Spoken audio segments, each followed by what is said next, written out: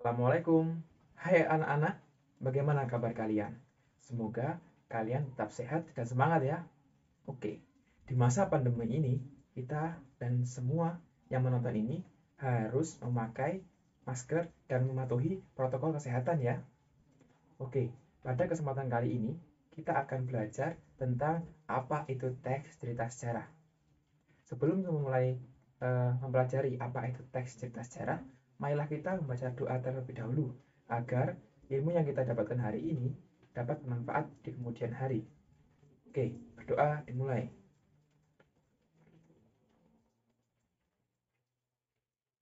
Dapat diakhiri.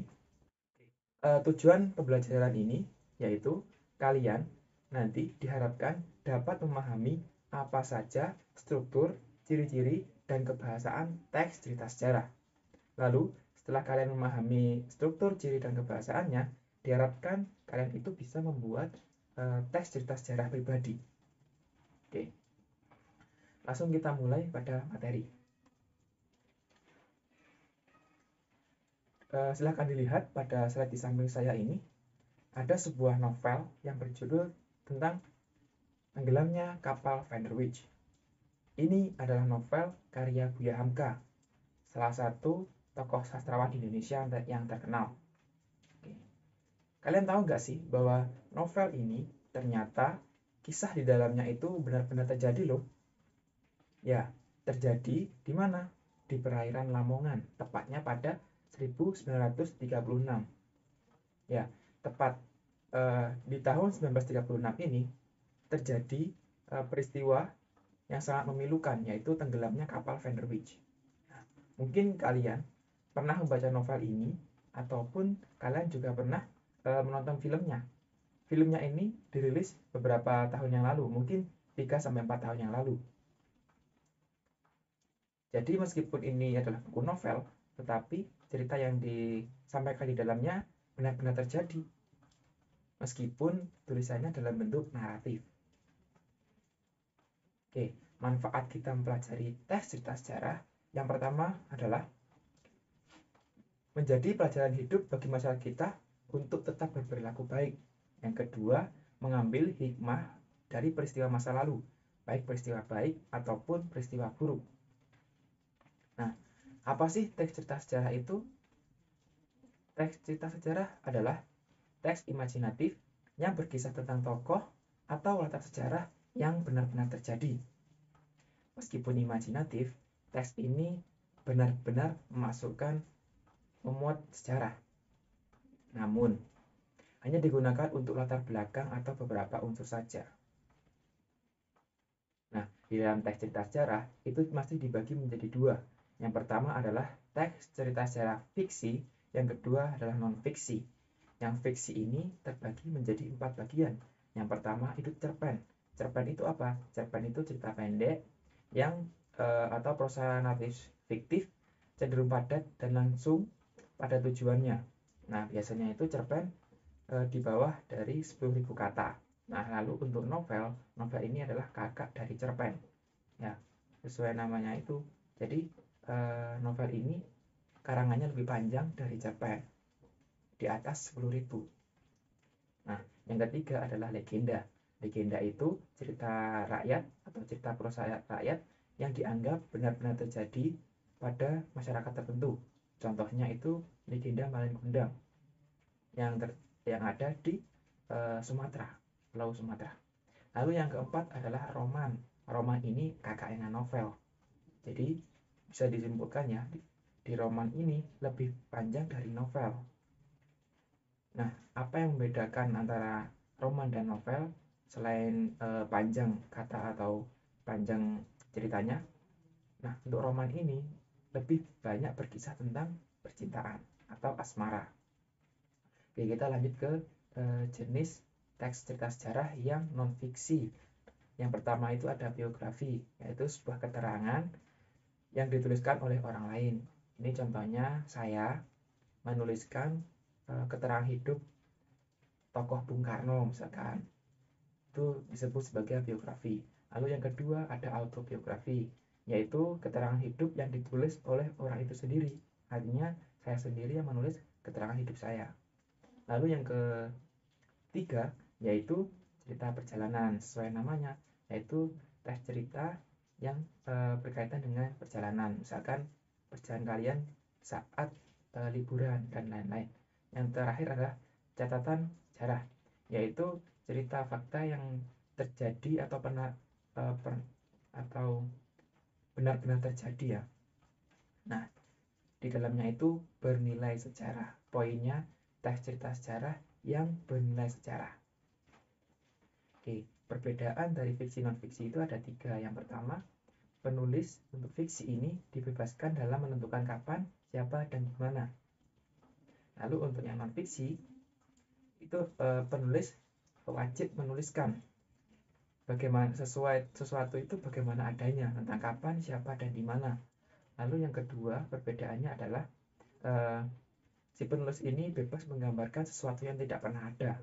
Lalu untuk non-fiksi itu harus masih berpatokan pada hal-hal faktual yang benar-benar terjadi pada dunia nyata. Lalu perbedaan yang ketiga, si penulis ini tidak terikat oleh fakta, ya, tidak terikat kapan, siapa, di mana ya. Sepenuhnya itu fakta sejarah tidak terikat di kolom fiksi. Namun di kolom fiksi itu masih terikat ya. Artinya semua yang dikatakan di dalam teks cerita sejarah non-fiksi ini harus bisa dilacak keberadaannya. Misalkan dicari di Google, apakah benar ada, jika ada berarti itu tergolong sebagai fakta. Lalu kita masuk ke ciri-ciri teks cerita sejarah itu ada berapa sih? Ternyata ada 5. Yang pertama, urutan waktu atau kronologis. Yang kedua, ada teks cerita ulang. Teks cerita ulang itu bagaimana? Yaitu teks yang sebelumnya memang sudah ditulis oleh orang lain. Lalu yang ketiga, ada konjungsi temporal. Konjungsi itu kata hubung, temporal itu artinya waktu. Jadi kata hubung yang berkaitan dengan waktu. Contoh katanya seperti sejak, ketika, selama, dan seterusnya. Lalu ciri yang keempat adalah isi berupa fakta. Nah ini biasanya lebih banyak di teks cerita sejarah non-fiksi ya. Ini banyak dimasukkan fakta-fakta atau data-data yang berupa fakta. Lalu yang terakhir adalah struktur ceritanya terdiri atas 3. Ada orientasi, ada urutan peristiwa, dan yang terakhir adalah reorientasi. Nah, kita masuk ke struktur teks cerita sejarah. Itu ada 3 ya, secara garis besar. Yang pertama adalah orientasi. Orientasi itu merupakan bagian pengenalan atau pembuka dari teks cerita sejarah. Nah, lalu yang kedua adalah urutan peristiwa. Urutan peristiwa ini masih dibagi menjadi 4 sub. Yang pertama adalah pengungkapan peristiwa. Nah, ini bagian paragraf yang kemungkinan bisa muncul terjadi konflik. Nah, ini masih kemungkinan akan muncul konflik. Lalu yang kedua ada konflik. Konflik itu apa? Konflik itu ada peningkatan masalah ya. Mulai ada masalah ataupun bahkan mengalami peningkatan masalah. Lalu yang ketiga adalah komplikasi. Komplikasi itu adalah puncak masalah. Artinya konflik di komplikasi ini lagi puncak-puncaknya. Lalu yang terakhir pada urutan peristiwa ada resolusi. Resolusi itu apa? Yaitu penyelesaian. Penyelesaian itu tahap akhir setelah konflik. Nah ini biasanya konfliknya sudah mulai turun, artinya sudah reda ketegangannya. Oke, kita masuk ke reorientasi. Reorientasi ini adalah pendapat si penulis tentang peristiwa yang dituliskan. Nah, sifat orientasi ini boleh ada, boleh tidak. Artinya penulis dibebaskan, boleh mengisi juga boleh tidak. Nah, kalian lihat pada contoh di samping itu adalah contoh teks cerita sejarah jenis catatan sejarah non-fiksi ya. Judulnya tentang tsunami Aceh. Nah, di paragraf pertama itu disebut orientasi karena masih bentuk pengenalan. Mulai dari tempat, kejadian apa, lalu kapan, waktunya ya. Lalu paragraf kedua itu disebut dengan pengungkapan peristiwa. Karena ini masih disebutkan pukul berapa di pagi itu ya. Lalu yang berikutnya konflik, mulai ada masalah. Nah ini tiba-tiba pada jam pukul pada minggu pagi itu tiba-tiba terdapat gempa ya, sebesar 9,3 skala Richter selama 10 menit. Lalu berikutnya adalah komplikasi atau puncak masalah. Nah, ternyata setelah gempa terjadi itu masih ada masalah yang lebih besar, yaitu puncaknya, yaitu ada tsunami dengan gelombang tinggi 9 meter. 9 meter itu kalian bisa bayangkan itu seperti 4 gedung lantai bertingkat. Ya, kurang lebih seperti itu. Itu sangat luar biasa ya. Lalu tahap berikutnya adalah resolusi atau penyelesaian. Penyelesaian ini seperti itu ya. Ada kalimat bahwa pemerintah Amerika membantu bantuan seperti bantuan obat-obatan, bantuan pakaian, bantuan medis, dan lain-lain. Ini adalah penyelesaian atau tahap penyelesaian pada bencana alam gempa bumi dan tsunami. Lalu yang terakhir adalah reorientasi. Ini adalah pendapat si penulis tentang peristiwa tsunami Aceh. Oke, kita sudah mempelajari contoh teks dan struktur teksnya ya. Lalu kita masuk ke nilai-nilai. Di dalam teks cerita sejarah itu ada apa saja sih? Yang pertama itu ada nilai budaya, nilai yang terus dilakukan secara turun-temurun oleh suatu masyarakat. Lalu yang kedua adalah nilai moral. Nilai moral ini maksudnya seperti nilai budi pekerti, apalagi nasihat, dan lain-lain. Lalu yang ketiga ada nilai religi. Nilai religi ini berkaitan dengan ketuhanan, bisa dengan pahala dan dosa, ataupun surga neraka. Lalu yang keempat adalah nilai pendidikan. Nilai pendidikan ini maksudnya nilai untuk pengubahan sikap. Jadi si penulis memasukkan nilai pendidikan ini agar si pembaca seperti kalian bisa mengubah sikapnya dari yang buruk menjadi yang lebih baik, seperti itu. Lalu yang kelima adalah nilai estetik. Nilai estetik itu nilai keindahan. Namun keindahan ini bukan berarti adalah dalam bentuk seni rupa, bukan. Tapi dalam bentuk bagaimana penulis ini mengisahkan ceritanya di dalamnya. Bisa saja si penulis ini menggunakan atau menjelaskan ceritanya itu menggunakan makna kias seperti peribahasa atau hiperbola dan lain-lain. Lalu nilai yang terakhir adalah nilai sosial, yaitu nilai yang berkembang di masyarakat. Ya, contohnya nilai gotong royong, apalagi nilai tolong menolong, dan seterusnya. Lalu kita masuk ke kaidah kebahasaan. Yang pertama yaitu menggunakan kata lampau, yaitu kata yang terlewati atau sudah terlewat, seperti contoh kemarin, tadi pagi, 1 jam yang lalu, 1 minggu yang lalu, 1 tahun yang lalu, dan seterusnya. Lalu yang kedua adalah menggunakan urutan waktu ya. Pada kalimat di samping bisa kalian baca contohnya itu, setelah juara gulat itu pergi, sang adipati bangkit dan berjalan tenang-tenang masuk ke istana. Ya, di kalimat tersebut ada 2 kata yang saya blok berwarna kuning, yaitu ada kata setelah itu ada dan. Ini merupakan urutan waktu ya, kata yang menyatakan urutan waktu. Lalu yang ketiga menggunakan kalimat tak langsung. Maksudnya apa? Jadi pernyataan sebuah tokoh itu ditulis oleh si penulis menggunakan kalimat naratif. Nah, lalu kaidah berikutnya yaitu kalimat langsung. Nah, ini lawan kata dari kalimat tidak langsung. Kalau kalimat langsung itu cara gampangnya memahaminya itu dengan melihat tanda petik 2 biasanya ya. Contohnya ini, mana surat itu? Ampun Gusti Adipati, Pati takut maka Pati bakar. Nah, itu adalah contoh kalimat langsung, karena itu dikatakan langsung oleh Pati ya tadi ya, Gusti Adipati. Oke, kita masuk ke berikutnya, menggunakan kata kerja mental. Kata kerja mental itu apa? Kata kerja yang menyatakan sesuatu yang dipikirkan atau dirasakan oleh tokoh.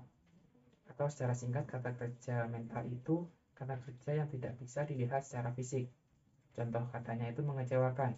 Nah, mengecewakan itu kan tidak bisa diamati secara fisik. Artinya bisa diamati melalui perasaan. Apakah orang itu sedang kecewa atau bagaimana. Lalu yang kedua adalah menggunakan kata kerja material. Ini lawan kata dari mental.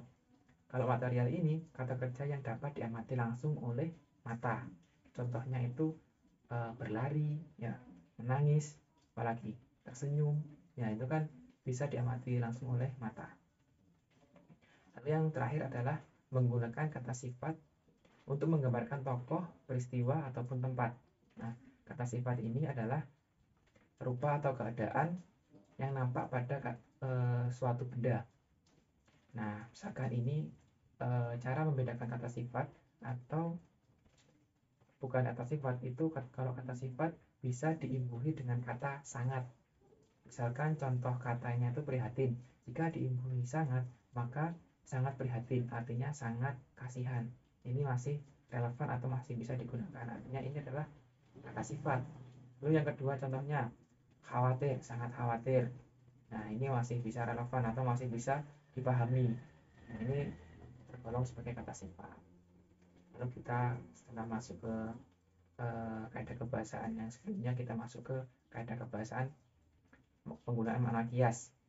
Nah, penggunaan makna kias ini biasa ada itu di bagian teks cerita sejarah yang fiksi, ya, yang fiksi. Nah, tujuan adanya makna kias ini bertujuan untuk membangkitkan imajinasi si pembaca, ya, agar juga untuk memperindah cerita. Jadi untuk makna kias ini ada yang berupa ungkapan, ada yang berupa peribahasa. Yang ungkapan ini contohnya pada kalimat ketiga, ya. Contoh ketiga itu disebutkan di sebelahnya Gajah Mada membeku. Nah, kata yang saya berwarna kuning itu membeku bukan berarti si Gajah Mada ini kedinginan membeku, bukan. Membeku ini adalah makna kias, ya. Artinya dia itu sedang tidak berkutik. Mungkin dia sedang tidak bisa berkutik, artinya dia malu ataupun yang lain, sehingga dia tidak bisa melakukan apapun. Lalu peribahasa yang kedua atau di penggunaan makna kias yang kedua yaitu peribahasa yang pertama. Peribahasanya itu Gemaripah loh Jinawi Kerta Tatara Harja. Jika hukum ditegakkan, keamanan negara dijaga, menjadikan siapapun merasa tenang dan tentram. Nah, peribahasa yang sering kalian dengar waktu SD dan SMP mungkin itu adalah tong kosong nyaring bunyinya. Orang yang banyak omong biasanya tidak memiliki ilmu. Nah, itu juga terkadang dimasukkan dalam teks cerita sejarah yang terutama di bagian fiksi, ya, di bagian fiksi. Nah, oke, mari kita simpulkan pembelajaran kali ini, ya. Kita mulai dari apa itu teks cerita sejarah. Teks cerita sejarah adalah teks imajinasi yang berkisah tentang tokoh atau latar sejarah yang benar-benar terjadi. Meskipun imajinatif, teks ini tetap memuat sejarah, namun hanya digunakan untuk latar belakang atau beberapa unsur lainnya. Nah, jenis teks cerita sejarah itu ada dua, ada fiksi dan non-fiksi. Yang fiksi itu terbagi menjadi 4. Yang pertama ada cerpen, yang kedua ada novel, yang ketiga ada legenda, yang terakhir ada roman. Yang non-fiksi itu ada 4 juga. Yang pertama biografi, yang kedua autobiografi, yang ketiga teks perjalanan, yang keempat adalah catatan sejarah. Nah, ciri-ciri teks cerita sejarah itu ada 5. Yang pertama disajikan dalam kronologis. Lalu yang kedua berbentuk teks cerita ulang. Lalu yang ketiga menggunakan konjungsi temporal. Yang keempat isi berupa fakta atau data-data. Dan yang kelima adalah strukturnya terdiri menjadi 3, yaitu orientasi, urutan peristiwa, dan reorientasi. Nah, kita masuk ke strukturnya. Strukturnya itu secara garis besar ada 3. Ada orientasi, ada urutan peristiwa. Urutan peristiwa ini terbagi menjadi 4. Yang pertama pengungkapan peristiwa, yang kedua konflik, yang ketiga komplikasi, yang keempat resolusi. Yang terakhir adalah reorientasi, yang sifatnya tidak harus ada, ya. Nah, nilai-nilai yang terkandung dalam teks cerita sejarah itu ada 6. Yang pertama nilai budaya, lalu nilai moral, nilai agama, nilai pendidikan, nilai estetik, dan nilai sosial.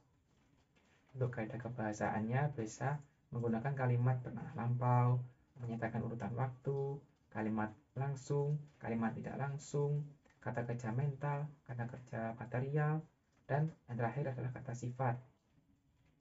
Nah, untuk penggunaan makna kias itu ada dua ya. Yang pertama berupa ungkapan dan yang kedua adalah peribahasa. Nah, itu. Oke, dari kesempatan ini semoga kalian bisa memahami secara penuh ya. Dan jika apabila ada yang masih belum dipahami, silakan di playback video ini dari materi sebelumnya yang belum dipahami, ataupun kalian juga bisa berkomentar di kolom bawah ya. Oke, sekian dulu materi yang bisa saya sampaikan. Saya harap kalian tetap semangat belajar, terutama di materi atau di pelajaran bahasa Indonesia, karena bahasa Indonesia ini adalah bahasa negara kita wajib mempelajarinya. Oke, tetap sehat, tetap semangat, tetap patuhi protokol kesehatan. Kurang lebihnya mohon maaf. Wassalamualaikum warahmatullahi wabarakatuh. Terima kasih.